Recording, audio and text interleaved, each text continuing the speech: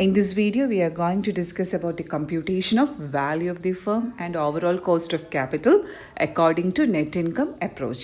Net income approach എന്താണെന്നൊക്കെ നമ്മൾ last വീഡിയോയിൽ ഡിസ്കസ് ചെയ്തിട്ടുണ്ടായിരുന്നു. അപ്പോൾ നെറ്റ് ഇൻകം അപ്രോച്ച് ആരാണ് ഡെവലപ്പ് ചെയ്തത്? Net income approach was developed by David Durand and he proposes that there is a direct relationship between capital structure and the value of the firm. അതായത് നമ്മൾ design ചെയ്യുന്ന capital സ്ട്രക്ചറിനെ ആശ്രയിച്ചിരിക്കും നമ്മുടെ value of the firm. Value of the firm means market price per share. അതിനെയാണ് value of the firm എന്ന് നമ്മൾ പറയാറുള്ളത്. അദ്ദേഹം പറഞ്ഞിരുന്നത് നമ്മളുടെ ക്യാപിറ്റൽ സ്ട്രക്ചറിൽ ഡെറ്റ് കണ്ടൻറ്റ് കൂടുകയാണെന്നുണ്ടെങ്കിൽ value of the firm maximise ചെയ്യാനും സാധിക്കും. At the same time, we will be able to minimize the overall cost of capital. അപ്പോൾ അതല്ലേ നമുക്ക് വേണ്ടത്. എപ്പോഴും ഒരു ബിസിനസ്സിന് വേണ്ടത് അവരുടെ വാല്യൂ ഓഫ് ദി ഫേം അവർക്ക് മാക്സിമൈസ് ചെയ്യാനും സാധിക്കണം. At the same time they need to reduce their cost of capital. Cost എപ്പോഴും നമുക്ക് കുറഞ്ഞിരിക്കണം എന്നല്ലേ ആഗ്രഹം. അപ്പോൾ അദ്ദേഹം പറയുന്നത് ഇത് സാധ്യമാവണമെന്നുണ്ടെങ്കിൽ നമ്മൾ എന്ത് ചെയ്യണം എന്നാണ്, ഡെറ്റ് കണ്ടൻറ്റ് കൂട്ടണം എന്നാണ് അദ്ദേഹം പറയുന്നത്. ക്യാപിറ്റൽ സ്ട്രക്ചറിൽ debt content, capital structure design ചെയ്യാൻ നേരം ഡെറ്റ് കണ്ടൻറ്റ് ആയിരിക്കണം കൂടുതൽ. അതായത് ഓൺഡ് ക്യാപിറ്റൽ കുറച്ച് മാത്രമേ നമ്മൾ യൂസ് ചെയ്യാൻ പാടുള്ളൂ. പക്ഷേ ഇങ്ങനെ അദ്ദേഹം പറഞ്ഞ പോലെ സംഭവിക്കണമെന്നുണ്ടെങ്കിൽ കുറച്ച് അസംഷൻസ് ഉണ്ട്, കുറേ കണ്ടീഷൻസ് ഉണ്ട്.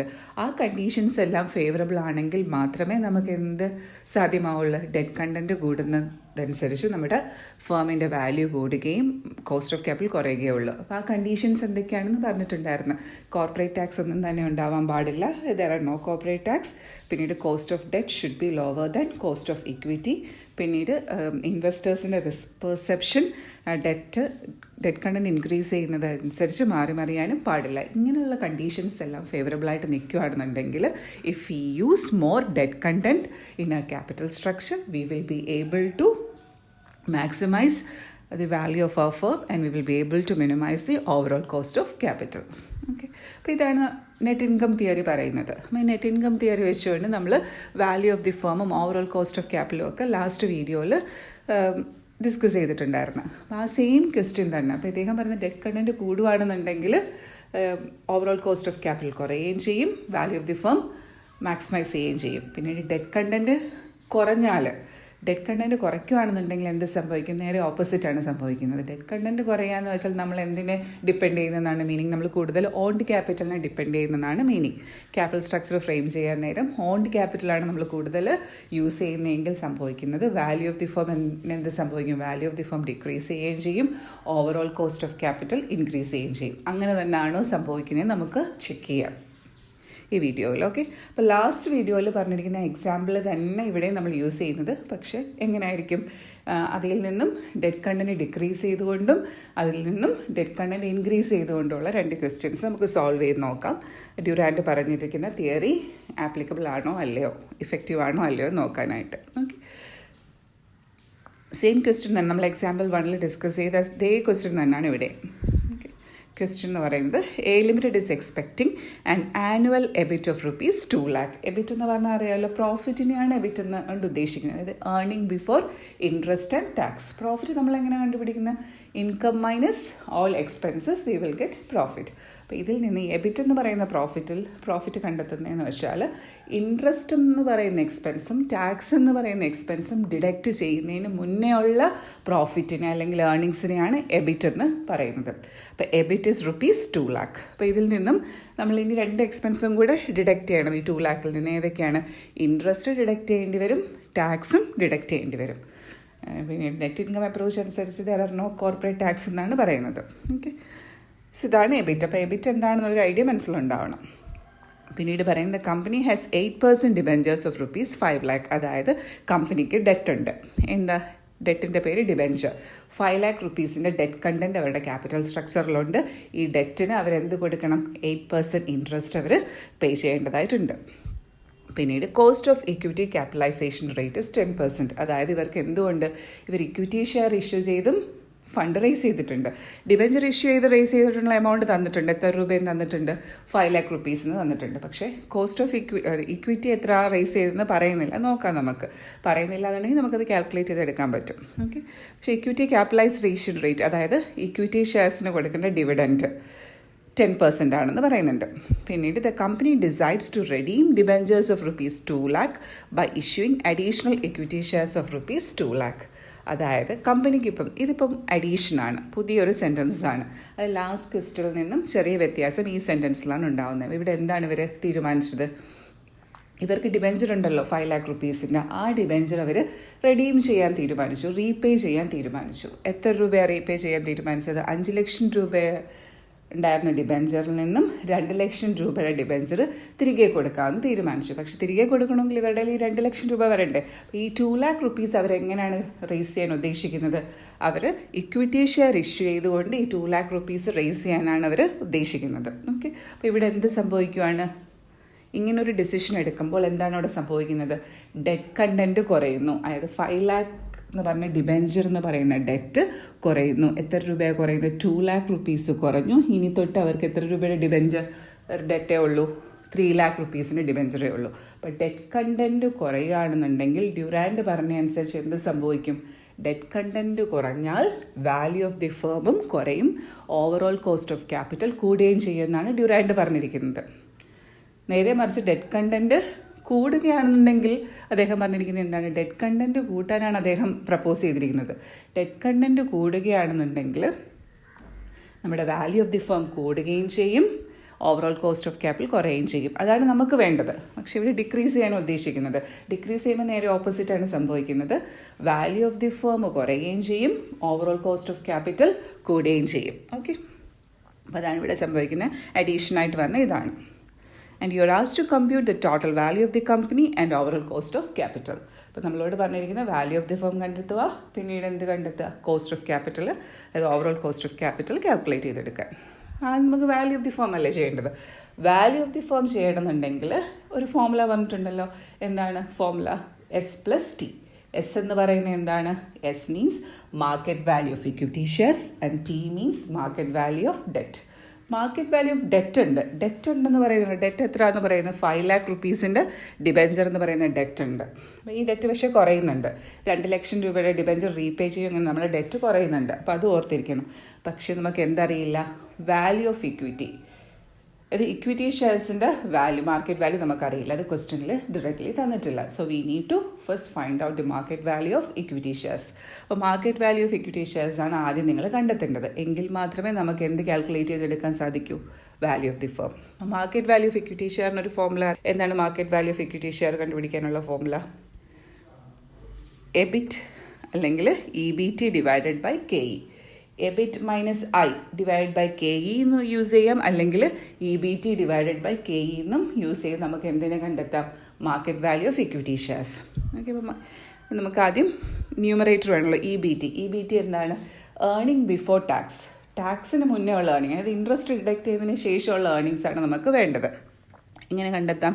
എബിറ്റ് തന്നിട്ടുണ്ടല്ലോ, അതായത് earning before interest and tax 2 lakh.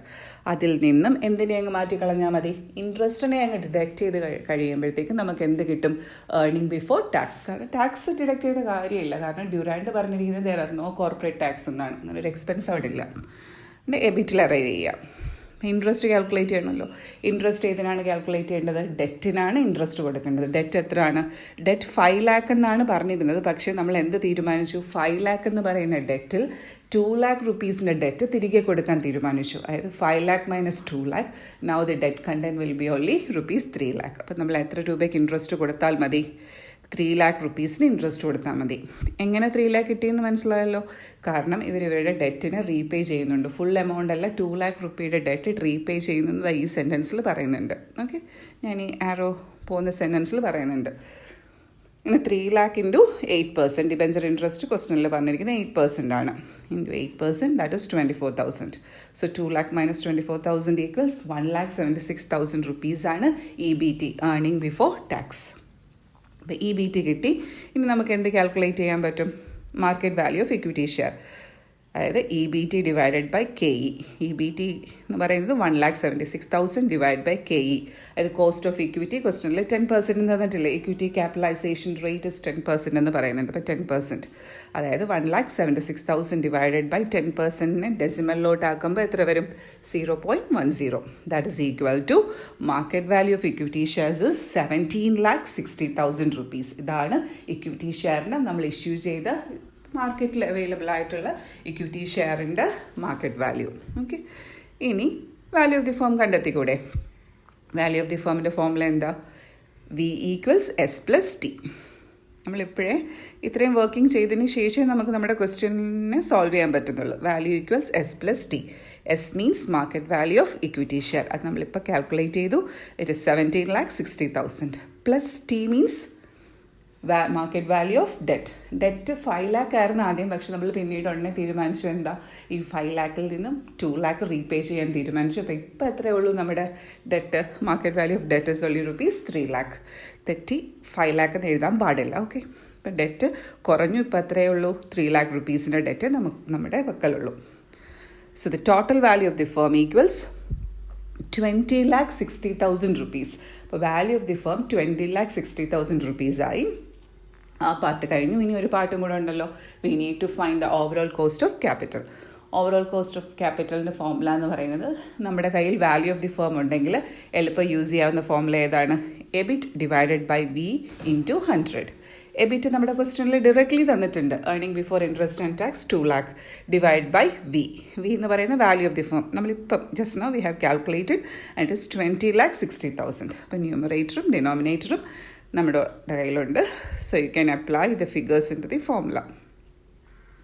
അപ്പം എങ്ങനെ വരും? 2 lakh, that is EBIT, divided by value of the firm 20,60,000 times 100. So the overall cost of capital is 9.70%. അപ്പം ഇങ്ങനെയാണ് വന്നത്. ഡ്യൂറാൻഡ് പറയുന്നത് നമ്മൾ ചെക്ക് ചെയ്യുമ്പോൾ ഡ്യൂറാൻഡ് എന്താണ് പറഞ്ഞത്? നമ്മൾ ഡെറ്റ് കണ്ടൻറ്റ് കുറയ്ക്കുകയാണെന്നുണ്ടെങ്കിൽ എന്ത് സംഭവിക്കും? ഡെറ്റ് കണ്ടൻറ്റ് കൂട്ടാനാണ് യഥാർത്ഥത്തിൽ ഡ്യൂറാൻഡ് സജസ്റ്റ് ചെയ്യുന്നത്. പക്ഷേ ഇവിടെ സംഭവിച്ചത് എന്താണ്? ഡെറ്റ് കണ്ടൻറ്റ് കുറഞ്ഞു. ഡെറ്റ് കണ്ടൻറ്റ് കുറഞ്ഞാൽ എന്താ സംഭവിക്കുന്നത്? വാല്യൂ ഓഫ് ദി ഫേമും കുറയും. Okay, at the same time overall cost of capital കൂടുകയും ചെയ്യും. അങ്ങനെയാണോ സംഭവിച്ചതെന്ന് നോക്കണം. നിങ്ങളുടെ ഈ സെയിം ക്വസ്റ്റ്യൻ നമ്മൾ മുന്നേ സോൾവ് ചെയ്ത് വെച്ചിട്ടുണ്ടല്ലോ. ആ ഒരു ഡെറ്റ് കണ്ടൻറ്റ് കുറഞ്ഞിട്ടേ ഒന്നുമില്ല. അങ്ങനെ ഒരു പ്രോബ്ലം ഇതിന് ജസ്റ്റ് മുന്നേ ചെയ്തു. ആ പ്രോബ്ലത്തിൽ നോക്കണം. അതിനകത്ത് സെയിം ക്വസ്റ്റ്യൻ തന്നെ, വാല്യൂ ഓഫ് ദി ഫേം എത്രയായിരുന്നു എന്ന്. ആ ക്വസ്റ്റ്യനിൽ വാല്യൂ ഓഫ് ദി ഫേം നിങ്ങൾ കണ്ടെത്തിയത് 21 lakh rupees എന്നാണ്. നിങ്ങളെടുത്ത് റെഫർ ചെയ്താൽ മനസ്സിലാവും. പക്ഷേ ഇപ്പോഴേ എന്ത് സംഭവിച്ചു? ഡെറ്റ് കണ്ടൻറ്റ് കുറഞ്ഞു. ഡെറ്റ് കണ്ടൻറ്റ് കുറഞ്ഞപ്പോഴത്തേക്കും വാല്യൂ ഓഫ് ദി ഫേമും എന്ത് സംഭവിച്ചു? കുറഞ്ഞു. പണ്ട് 21 lakh ആയിരുന്നു. ഡെറ്റ് 5 lakh ആയിരുന്ന സമയത്ത് നമ്മുടെ value of the firm 21 lakh ആണ്. ഇപ്പോൾ ഡെറ്റ് കണ്ടൻറ്റ് എത്രയായി? ഡെറ്റ് കണ്ടൻറ്റ് കുറഞ്ഞപ്പോൾ നമ്മുടെ വാല്യൂ ഓഫ് ദി ഫേമും കുറഞ്ഞു. നോക്കി, ഡ്യൂറാൻഡ് പറഞ്ഞ പോലെ തന്നെ സംഭവിക്കുന്നു. 20,60,000. ഓക്കെ, പിന്നീട് അദ്ദേഹം ഒരു കാര്യം കൂടെ പറഞ്ഞു. ഡെറ്റ് കണ്ടൻറ്റ് കുറഞ്ഞാൽ ഓവറോൾ കോസ്റ്റ് ഓഫ് ക്യാപിറ്റൽ കൂടുകയും ചെയ്യുന്നു. അത് നമുക്ക് ചെക്ക് ചെയ്യാം. മുന്നിലുള്ള ലാസ്റ്റ് ചെയ്ത പ്രോബ്ലത്തിലുള്ള സെയിം ക്വസ്റ്റ്യൻ തന്നെ ആയിരുന്നു. പ്രോബ്ലത്തിലുള്ള ഓവറോൾ കോസ്റ്റ് ഓഫ് ക്യാപിറ്റൽ നമുക്ക് കിട്ടിയത് 9.5% ആയിരുന്നു. കോസ്റ്റ് 9.5% ഉണ്ടായിരുന്നുള്ളൂ. പക്ഷേ ഇപ്പോൾ ഡെറ്റ് കണ്ടൻറ്റ് കുറഞ്ഞപ്പോൾ നമ്മുടെ ഓവറോൾ കോസ്റ്റ് ഓഫ് ക്യാപിറ്റൽ കൂടുകയാണ് ചെയ്തത്. 9.70%. ഇതൊരു അൺഫേവറബിൾ തിങ് ആണ്. കാരണം ഡ്യൂറാൻഡ് പറയുന്നത് ഡെറ്റ് കണ്ടൻറ്റ് കൂട്ടി നമ്മുടെ വാല്യൂ ഓഫ് ദി ഫേമിനെ കൂട്ടുകയും ചെയ്യണം, ഓവറോൾ കോസ്റ്റ് ഓഫ് ക്യാപിറ്റൽ കുറയ്ക്കാനും സാധിക്കുന്നതാണ് അദ്ദേഹം പറയുന്നത്. പക്ഷേ ഇവിടെ നമ്മൾ അദ്ദേഹം പറഞ്ഞതിന് ഓപ്പോസിറ്റായിട്ടാണ് ചെയ്തത്. നമ്മൾ എന്താ ചെയ്തത്? നമ്മൾ ഡെറ്റ് കണ്ടൻറ്റ് കുറയ്ക്കുകയാണ് ചെയ്തത്. ഡെറ്റ് കണ്ടൻറ്റ് കുറച്ചപ്പോൾ എന്ത് സംഭവിച്ചു? അദ്ദേഹം പറഞ്ഞതിൻ്റെ ഓപ്പോസിറ്റ് കാര്യം സംഭവിച്ചു. നമ്മുടെ വാല്യൂ ഓഫ് ദി ഫേം കൂടുകയും ചെയ്തു. വാല്യൂ ഓഫ് ദി ഫേം കുറയുകയും ചെയ്തു. വാല്യൂ ഓഫ് ദി ഫേം കൂടി നിൽക്കുന്ന എപ്പോഴും നമുക്ക് ഫേവറബിൾ ആയിട്ടുള്ളത്. പക്ഷേ ഇവിടെ എന്ത് സംഭവിച്ചു? വാല്യൂ ഓഫ് ദി ഫേം കുറയുകയും ചെയ്തു. നമ്മുടെ കോസ്റ്റ് കൂടുകയും ചെയ്തു. കോസ്റ്റ് ഓഫ് ക്യാപിറ്റൽ 9.70% ആയി. അപ്പോൾ അതാണ് മനസ്സിലാക്കേണ്ടത്. ഇതുപോലെ നമ്മുടെ എക്സാമ്പിൾ 1 ഒരു ചെറിയ അഡീഷനും കൂടെ വരുത്തി നമ്മൾ ഡെറ്റ് കണ്ടൻറ്റിനെ കൂട്ടുവാണെങ്കിൽ എന്ത് സംഭവിക്കും എന്ന് അടുത്ത എക്സാമ്പിളിൽ നോക്കാം. ഓക്കെ, അപ്പോൾ ഇവിടെ എന്ത് മനസ്സിലായി? From this example it's clear that reduction in debt curtailed means reduced എന്നാണ് മീനിങ്. ഡെറ്റ് കുറഞ്ഞപ്പോൾ എന്ത് സംഭവിച്ചെന്നാണ് പറയുന്നത്? Reduction in debt curtailed the value of the company. അതായത് വാല്യൂ കുറഞ്ഞു and enhance the cost of capital. അതായത് കോസ്റ്റ് ഓഫ് ക്യാപിറ്റൽ കൂടുകയും ചെയ്തു. അത് favourable ആയിട്ടുള്ളൊരു കണ്ടീഷനല്ല. ഇങ്ങനെ വരെ സംഭവിക്കാൻ പാടില്ലാത്തതാണ്. അപ്പോൾ അത് നമ്മൾ മനസ്സിലാക്കി എടുക്കുകയാണ് ചെയ്യുന്നത് ഒരു എക്സാമ്പിളിലൂടെ. ഓക്കെ, അപ്പോൾ നിങ്ങൾ തന്നെ ഒന്ന് വർക്കൗട്ട് ചെയ്ത് നോക്കേണ്ടതുണ്ട്. ഇനി സെയിം ക്വസ്റ്റ്യൻ തന്നെ നമുക്ക് വാല്യൂ ഓഫ് ദി ഫേം കൂടുന്ന സാഹചര്യം എപ്പോഴാണ് കൂടുന്നത്? ഡെറ്റ് കണ്ടൻറ്റ് കൂട്ടുവാണെന്നുണ്ടെങ്കിൽ വാല്യൂ ഓഫ് ദി ഫേം കൂടും. അതൊന്ന് നോക്കാം. അപ്പോൾ സെയിം ക്വസ്റ്റ്യൻ തന്നെ ഒരു ചെറിയ അഡീഷൻസ് നമ്മളിവിടെ വരുത്തുന്നുള്ളൂ. അതായത് എന്തായിരിക്കും വരുത്താൻ പോകുന്നത്? ഡെറ്റ് കണ്ടൻറ്റ് കൂട്ടി നോക്കുവാണ്. ഡെറ്റ് കണ്ടൻറ്റ് കൂടുതൽ ഇൻവോൾവ് ചെയ്യുകയാണെന്നുണ്ടെങ്കിൽ, കൂടുതൽ യൂസ് ചെയ്യുകയാണെന്നുണ്ടെങ്കിൽ എന്ത് സംഭവിക്കും? അത് ഡ്യൂറാൻഡ് പറഞ്ഞ പോലെ സംഭവിക്കും. എന്ത് സംഭവിക്കും? ഡെറ്റ് കണ്ടൻറ്റ് കൂട്ടുകയാണെന്നുണ്ടെങ്കിൽ അദ്ദേഹം എന്താണ് പറഞ്ഞത്? Value of the firm increase ചെയ്യുകയും ചെയ്യും, കോസ്റ്റ് ഓഫ് ക്യാപിറ്റൽ മിനിമൈസ് ചെയ്യാൻ സാധിക്കുകയും ചെയ്യുന്നതാണ് അദ്ദേഹം പറഞ്ഞത്. നമുക്ക് നോക്കാം അങ്ങനെ സംഭവിക്കുമെന്ന്. ക്വസ്റ്റ്യൻ ഇസ് സെയിം ക്വസ്റ്റ്യൻ തന്നെയാണേ. A Limited is expecting an annual EBIT of rupees 2 lakh. EBIT means earning before interest and tax. ഇൻട്രസ്റ്റും ടാക്സ് എന്ന് പറയുന്ന രണ്ട് എക്സ്പെൻസ് കുറയ്ക്കുന്നതിന് മുന്നേ ഉള്ള പ്രോഫിറ്റ്, അല്ലെങ്കിൽ കുറയ്ക്കുന്നതിന് മുന്നേ ഉള്ള ഏർണിങ്സ്. പിന്നീട് the company has 8% debentures of rupees 5 lakh. അതൊക്കെ മുന്നിലത്തെ ക്വസ്റ്റ്യൻ പോലെ തന്നെ. പിന്നീട് cost of equity capitalisation rate 10%. ഇനി അടുത്ത പോയിന്റ് നമ്മൾ പുതിയതായിട്ട് ആഡ് ചെയ്ത പോയിന്റാണ്. Okay, the company decides to raise 2 lakh by issue of 8% debentures and use the proceeds thereof to redeem equity share. അപ്പോൾ കമ്പനി എന്ത് തീരുമാനിച്ചു?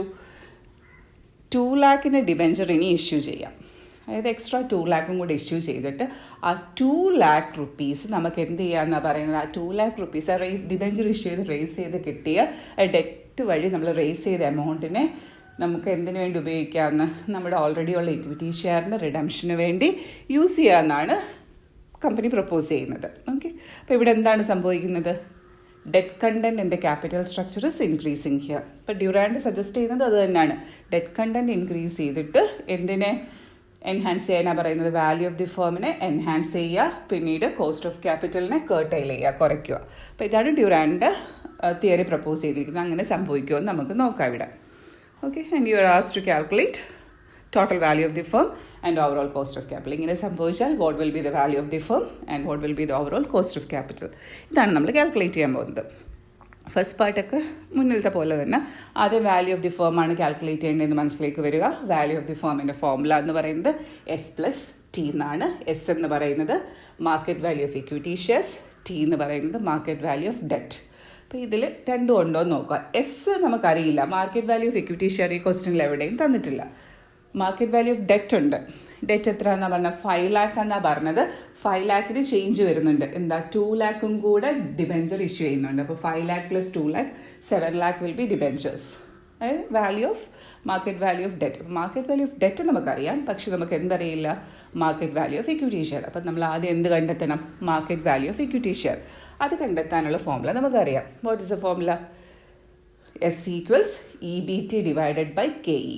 KE അറിയാം, അത് ഡിനോമിനേറ്ററിലുള്ള ആസ്പെക്ട് നമുക്കറിയാം. 10% എന്ന് ക്വസ്റ്റനിൽ തന്നിട്ടുണ്ട്, പക്ഷേ ന്യൂമറേറ്റർ നമുക്കറിയത്തില്ല. ന്യൂമറേറ്റർ എന്ന് പറഞ്ഞാൽ EBT. So you need to calculate EBT first. അപ്പോൾ EBT കാൽക്കുലേറ്റ് ചെയ്യുന്നത് എങ്ങനെയാണ്? EBIT ക്വസ്റ്റനിൽ തന്നിട്ടുണ്ട്. EBIT 2 lakh minus interest. EBITൽ നിന്നും ഇൻട്രസ്റ്റിനെ മാറ്റുകയാണെന്നുണ്ടെങ്കിൽ വി വിൽ ഗെറ്റ് EBT. അത് ഏർണിംഗ് ബിഫോർ ടാക്സ് കിട്ടും. ഇൻട്രസ്റ്റ് ആർക്കാണ് കൊടുക്കേണ്ടത്? ഡിബെഞ്ചർ. ഡെറ്റിനല്ലേ നമ്മൾ ഇൻട്രസ്റ്റ് പേ ചെയ്യേണ്ടത്. ഇപ്പോൾ ഡെറ്റ് എത്ര ഉണ്ട്? ആദ്യം 5 lakh എന്നാണ് പറഞ്ഞിരുന്നത് ഡിബെഞ്ചേഴ്സ്. പിന്നീട് വീണ്ടും നമ്മൾ ഡിബെഞ്ചർ 2 ലക്ഷം രൂപ ഡിബെഞ്ചറും കൂടി ഇഷ്യൂ ചെയ്തു. അങ്ങനെ നമ്മുടെ ഡെറ്റ് എത്ര ആയി തീർന്നു? 7 lakh rupeesൻ്റെ ഡെറ്റായി നമുക്ക്. അപ്പോൾ ഇൻട്രസ്റ്റ് എത്ര രൂപയ്ക്കാണ് കൊടുക്കേണ്ടത്? 7 lakh rupeesനാണ് നമ്മൾ ഇൻട്രസ്റ്റ് പേ ചെയ്യേണ്ടതായിട്ടുള്ളത്. So 7 lakh times 8% = 56,000 rupees. അങ്ങനെ നമ്മുടെ EBT എത്ര വരും? 2 lakhൽ നിന്നും ഇൻട്രസ്റ്റ് പോയി കഴിഞ്ഞാൽ we will be having 1,44,000 rupees. അതാണ് നമ്മുടെ EBT. ഇനി നമുക്ക് എന്ത് കണ്ടെത്താം? Market value of equity share കണ്ടെത്താം. അതായത് S equals EBT divided by KE. EBT എന്ന് പറയുന്നത് 1,44,000 നമ്മളിപ്പം കണ്ടെത്തി. Divided by equity capitalisation rate is given in your question as 10%. That's equal to 1,44,000 divided by 10% ഡെസിമലിലോട്ട് ആക്കാൻ നേരം 0.10. That's equal to 14,40,000 rupees. So market value of equity കിട്ടിയല്ലോ. എത്രയാണ്? 14,40,000 rupees. ഇനി നമുക്ക് നമ്മുടെ value of the firm formula apply ചെയ്ത് value കണ്ടെത്താം. So V equals S+T. S എന്ന് പറയുന്നത് ഇപ്പം നമ്മൾ കണ്ടെത്തിയതാണ്. 14,40,000 plus T means market value of debenture. അതെങ്ങനെ 7 lakhൽ എത്തിയെന്ന് മനസ്സിലായല്ലോ. 5 lakh ഓൾറെഡി ഉണ്ടായിരുന്നു. വീണ്ടും നമ്മൾ 2 lakhും കൂടെ ഇഷ്യൂ ചെയ്തു. അങ്ങനെ നമ്മുടെ ഡിബെഞ്ചറിൻ്റെ ടോട്ടൽ ഫിഗർ എത്രയായി?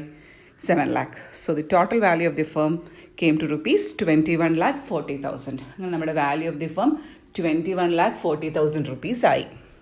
ഇതേപോലെ നമുക്ക് value of the firm computation കഴിഞ്ഞു. ഇനി എന്ത് കണ്ടെത്തണം? Overall cost of capital. Overall cost of ക്യാപിറ്റലിൻ്റെ ഫോർമുല എന്താണ്? നമ്മുടെ കയ്യിൽ വാല്യൂ ഓഫ് ദി ഫേം ഉണ്ടെന്നുണ്ടെങ്കിൽ ഏത് ഫോർമുല യൂസ് ചെയ്യുന്നതാണ് എളുപ്പം? EBIT divided by V into 100. EBIT എന്ന് പറയുന്നത് 2 lakh ക്വസ്റ്റനിൽ തന്നിട്ടുണ്ട്. ദെൻ വി നമ്മൾ just now we have calculated V. Value of the firm is 21,40,000 times 100 that's equal to 9.34%. ഈ കാര്യം കിട്ടി. ഇനി നമുക്കിത് ചെക്ക് ചെയ്യാം. ഡ്യൂറാൻഡ് പറഞ്ഞതുപോലെ സംഭവിക്കുന്നു എന്ന് നമുക്ക് ചെക്ക് ചെയ്യാം. നിങ്ങളുടെ ഫസ്റ്റ് ക്വസ്റ്റ്യൻ എക്സാമ്പിൾ 1 എടുക്കുക. Same question തന്നെയല്ലോ. എക്സാമ്പിൾ 1 പറഞ്ഞിരുന്നത് അവർ ഇക്വിറ്റി ഷെയർ ഇഷ്യൂ ചെയ്തിട്ടുണ്ട്, പിന്നീട് 2 lakh വർത്ത് ഡിബെഞ്ചറും ഇഷ്യൂ ചെയ്തിട്ടുണ്ട്. ഇതല്ലായിരുന്നു നമ്മുടെ ഫസ്റ്റ് ക്വസ്റ്റ്യൻ. 2 lakh അല്ല 5 lakh വർത്ത് ഡിബെഞ്ചറും ഇഷ്യൂ ചെയ്തിട്ടുണ്ടായിരുന്നു. ആ ക്വസ്റ്റ്യനിൽ നിന്ന് ചെറിയ എഡീഷനാണ് നമ്മളിവിടെ വരുത്തിയത്. എന്താ? ഈ 5 lakh ഡിബെഞ്ചറിൻ്റെ സ്ഥാനത്ത് നമ്മൾ ഡിബെഞ്ചറിനെ എത്ര ആക്കി? 7 lakh ആക്കി. അപ്പോൾ എന്ത് സംഭവിച്ചു? ഡെറ്റ് കണ്ടൻറ്റ് കൂടിയപ്പോൾ എന്ത് സംഭവിച്ചു? ഡ്യൂറാൻഡ് പറയുന്നത് ഡെറ്റ് കണ്ടൻറ്റ് കൂടുമ്പോൾ വാല്യൂ ഓഫ് ദി ഫേം കൂടുമെന്നാണ് പറയുന്നത്. അപ്പോൾ പണ്ട്, അതായത് എക്സാമ്പിൾ 1 നമ്മുടെ വാല്യൂ ഓഫ് ദി ഫേം എന്തായിരുന്നു? ഡെറ്റ് കണ്ടൻറ്റ് 5 lakh ആയിരുന്ന സമയത്ത് നമ്മുടെ വാല്യൂ ഓഫ് ദി ഫേം നിങ്ങൾ നോക്കുക, നിങ്ങളുടെ ആൻസർ എടുത്ത് 21 lakh rupees ആയിരുന്നു അല്ലേ? 21 lakh ആയിരുന്നു. അതായത് ഡെറ്റ് കണ്ടൻറ്റ് 5 lakh ആയിരുന്ന സമയത്ത് ഡെറ്റ് കണ്ടൻറ്റ് മാറി. ഈ ക്വസ്റ്റ്യനിൽ ഡെറ്റ് കണ്ടൻറ്റ് ഇൻക്രീസ് ചെയ്തു. 5 lakh നിന്നും ഡെറ്റ് കണ്ടൻറ്റ് ബാക്കിയെല്ലാം അസറ്റസ്. ഡെറ്റ് കണ്ടൻറ്റ് 5 lakh നിന്നും എത്ര ആക്കി? 7 lakh rupees ആയി. 7 lakh rupees ആയപ്പോൾ ഡ്യൂറാൻഡ് പറഞ്ഞ അനുസരിച്ച് ഡെറ്റ് കൂടാൻ നേരം വാല്യൂ ഓഫ് ദി ഫേം കൂടണം എന്നല്ലേ അദ്ദേഹം പറഞ്ഞത്? നോക്കേ, വാല്യൂ ഓഫ് ദി ഫേം ഇപ്പോൾ എത്രയായി? കൂടിയില്ലേ? 21 lakh നിന്നും ഇപ്പോഴെത്രയായി? 21,40,000 rupees ആയി. അതായത് value of the firm increase ചെയ്തു. അപ്പോൾ അതൊക്കെ ഡ്യൂറാൻഡ് പറഞ്ഞ കാര്യം സംഭവിച്ചു. പിന്നീട് ഒരു കാര്യം കൂടെ അദ്ദേഹം പറഞ്ഞു, ഡെറ്റ് കണ്ടൻറ്റ് കൂടുകയാണെന്നുണ്ടെങ്കിൽ ഓവറോൾ കോസ്റ്റ് ഓഫ് ക്യാപിറ്റൽ കുറയുമെന്ന് അദ്ദേഹം പറഞ്ഞു. അപ്പോൾ അതും കൂടെ നോക്കാം. നിങ്ങളുടെ example 1 overall cost of capital എത്ര ആണെന്ന് നോക്ക്. We got 9.5% there, right? അതായത് 9.5% ആണ് അവിടെ കിട്ടിയത്. ഇപ്പോൾ എത്രയായി? ഡെറ്റ് കണ്ടൻറ്റ് കൂടി. അതായത് 5 ലക്ഷത്തിൽ നിന്നും 7 ലക്ഷമായി ഡെറ്റ് കണ്ടൻറ്റ്. ഇപ്പോൾ നമ്മുടെ value of the overall cost of capital എത്രയായി? 9.34%. ഡെറ്റ് കോസ്റ്റ് ഓഫ് ക്യാപിറ്റൽ കുറയല്ലേ ചെയ്തത്? വാല്യൂ ഓഫ് ദി ഫേം കൂടും, പക്ഷേ കോസ്റ്റ് ഓഫ് ക്യാപിറ്റൽ കുറയുമെന്നാണ് ഡ്യൂറാൻഡ് പറഞ്ഞത്. ഡെറ്റ് കണ്ടൻറ്റ് കൂടുകയാണെന്നുണ്ടെങ്കിൽ അങ്ങനെ 7 ലക്ഷം ഡിബെഞ്ചർ ആയപ്പോഴത്തേക്കും നമ്മുടെ കോസ്റ്റ് ഓഫ് ക്യാപിറ്റൽ എത്ര ആയി തീർന്നു? 9.34% ആയി തീർന്നു. അപ്പോൾ ഇത്രയേ ഉള്ളൂ. ഇപ്പോൾ മനസ്സിലായല്ലോ നെറ്റ് ഇൻകം അപ്രോച്ച് എന്താണെന്ന്. ഈ ഒരു എക്സാമ്പിൾ വെച്ച് നിങ്ങൾ മനസ്സിലാക്കി വെച്ചിരുന്നാൽ കുറച്ചും കൂടെ എളുപ്പമായിരിക്കും നിങ്ങൾക്ക് ചിന്തിച്ചെടുക്കാനായിട്ട്. അപ്പോൾ ഡ്യൂറാൻഡ് പറഞ്ഞ ഇത്രയേ ഉള്ളൂ. ക്യാപിറ്റൽ സ്ട്രക്ചർ ഡെസിഷനും പിന്നീട് വാല്യൂ ഓഫ് ദി ഫേമും തമ്മിലൊരു ഡയറക്റ്റ് റിലേഷൻഷിപ്പ് ഉണ്ട്. അതായത് ഡെറ്റ് കണ്ടൻറ്റ് കൂടുകയാണെന്നുണ്ടെങ്കിൽ നമ്മൾ ക്യാപിറ്റൽ സ്ട്രക്ചർ ഡിസൈൻ ചെയ്യുന്ന സമയത്ത് ഡെറ്റ് കണ്ടൻറ്റ് കൂട്ടിയിടുകയാണെന്നുണ്ടെങ്കിൽ നമ്മൾക്ക് ഫേവറബിളായിട്ട് ഉള്ള കാര്യങ്ങൾ സംഭവിക്കും. എന്തൊക്കെയാണ് ഫേവറബിൾ ആയിട്ടുള്ള? We will be able to maximise the value of the firm and minimise the overall cost of capital. ഇതാണ് ഡ്യൂറാൻഡ് പറഞ്ഞത്. പക്ഷെ നേരെ മറിച്ചാണ് നമ്മൾ ചെയ്യുന്നതെങ്കിലോ? ഡെറ്റ് കണ്ടൻറ്റ് കുറയ്ക്കാൻ നമ്മൾ ശ്രമിച്ചാൽ എന്ത് സംഭവിക്കും? അദ്ദേഹം പറഞ്ഞതിൻ്റെ വൈസ് വേഴ്സ സംഭവിക്കും. അതായത് നമ്മുടെ വാല്യൂ ഓഫ് ദി ഫേം കുറയുകയും ചെയ്യും, ഓവറോൾ കോസ്റ്റ് ഓഫ് ക്യാപിറ്റൽ കൂടുകയും ചെയ്യും. അപ്പോൾ ഇത് മനസ്സിലാക്കിയെടുക്കാനാണ് ഈ എക്സാമ്പിൾ നിങ്ങൾക്ക് പറഞ്ഞു തന്നത്. ഓക്കെ, ഇതിന് ശേഷം ഇപ്പോൾ നിങ്ങൾക്ക് ഒരു ഐഡിയ കിട്ടിയെന്ന് തോന്നുന്നു. ഇതിന് ശേഷം ഇനി നിങ്ങൾ ഒരു ക്വസ്റ്റ്യൻ തന്നെ സോൾവ് ചെയ്തെടുക്കുക. ഒരു അസൈൻമെൻ്റ് ആയിട്ട് തന്നിരിക്കുകയാണ്. ഇതാണ് ക്വസ്റ്റ്യൻ. വായിച്ച് നോക്കിയിട്ട് സോൾവ് ചെയ്യുക. എ പാർട്ട് എന്ന് പറയുന്നത് തന്നിരിക്കുന്ന ഇൻഫർമേഷൻ വെച്ച് നിങ്ങൾ വാല്യൂ ഓഫ് ദി ഫേമും കോസ്റ്റ് ഓഫ് ക്യാപിറ്റലും ഓവറോൾ കോസ്റ്റ് ഓഫ് ക്യാപിറ്റലും കണ്ടെത്തുക. ബി പാർട്ട് എന്ന് പറയുന്നത് അവിടെ ഒരു ചെറിയൊരു മാറ്റം, ആദ്യത്തിൽ നിന്ന് ഒരു ചെറിയ മാറ്റം, ഒന്ന് ഇൻക്രീസ് ഇൻ ഡെറ്റ് ആയിരിക്കും അല്ലെങ്കിൽ ഡിക്രീസ് ഇൻ ഡെറ്റ് ആയിരിക്കും. നിങ്ങൾ വായിച്ച് നോക്കി മനസ്സിലാക്കിയെടുക്കുക. അപ്പോൾ എന്ത് സംഭവിക്കുന്നു? വാല്യൂ ഓഫ് ദി ഫേം എത്ര ആവുന്നു, കോസ്റ്റ് ഓഫ് ക്യാപിറ്റൽ എത്ര ആവുന്നു, നിങ്ങൾക്കൊരു ഐഡിയ കിട്ടും. ഡെറ്റ് കണ്ടൻറ്റ് കൂടുമ്പോൾ എന്ന് മനസ്സിലാക്കി വെച്ചിരിക്കുക. ഡെറ്റ് കണ്ടൻറ്റ് കൂടുകയാണെങ്കിൽ ഡ്യൂറാൻഡ് പറഞ്ഞ അനുസരിച്ച് വാല്യൂ ഓഫ് ദി ഫേം കൂടും, ഓവറോൾ കോസ്റ്റ് ഓഫ് ക്യാപിറ്റൽ കുറയും. നേരെ മറിച്ച് ഡെറ്റ് കണ്ടൻറ്റ് കുറയ്ക്കാൻ ശ്രമിച്ചാൽ എന്ത് സംഭവിക്കും? ഡെറ്റ് കണ്ടൻറ്റ് കുറയ്ക്കാൻ ശ്രമിച്ചാൽ വാല്യൂ ഓഫ് ദി ഫേം കുറയും, ഓവറോൾ കോസ്റ്റ് ഓഫ് ക്യാപിറ്റൽ കൂടുകയും ചെയ്യും. അപ്പോൾ ഇത് മനസ്സിലാക്കുക. Okay, so thank you.